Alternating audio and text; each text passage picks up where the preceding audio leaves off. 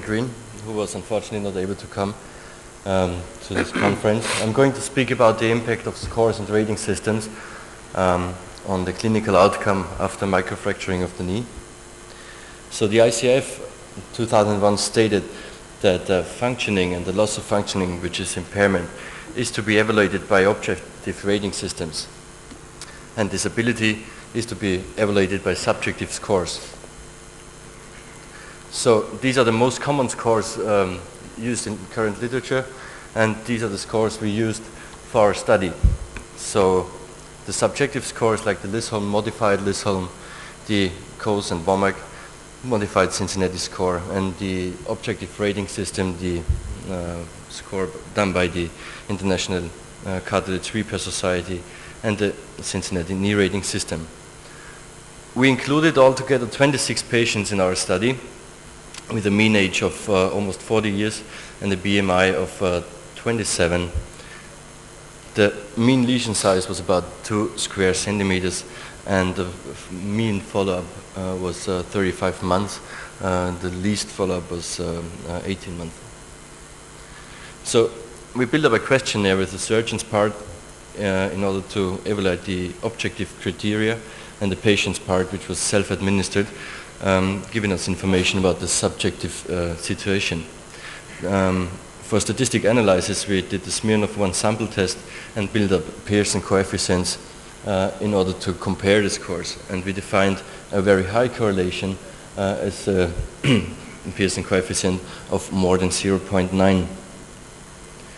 Of course, we had to transform the results from the objective systems from letters into numbers in order to make them comparable.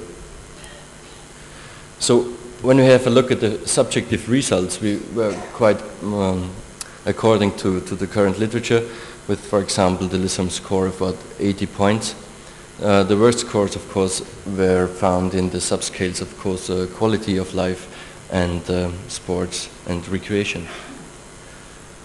When we build up the Pearson coefficients, we found quite high correlations between some of the scores.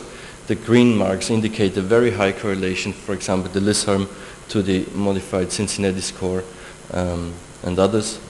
The white ones are immediate correlations, and the lower correlations are the yellow ones. So, but when we compared the objective results, we did not find any correlation between the ICRS and the CKRS, and the ICRS tended to have better results. Anyway, there was no correlation between the ICRS and numerical scores. If you have a precise look to the comparison between the ICRS and the Cincinnati knee rating system, you see on the right-hand side the scoring of the ICRS with normal, nearly normal, and abnormal. And on the left-hand side, you see the Cincinnati knee rating system with results from 1, which is excellent, to 4, which is bad. And you already see here that there are some discrepancies in the scoring systems. In the normal group of the ICRS, we also find one patient which was scored as bad result from the CKRS. And on the other way around, you see in the abnormal ICRS group, you see 2 patients who have been scored as good in the CKRS. And this goes on. So if we compare the subjective to the objective scores, we expected to have a curve starting on the left upper corner, falling down to the right lower corner.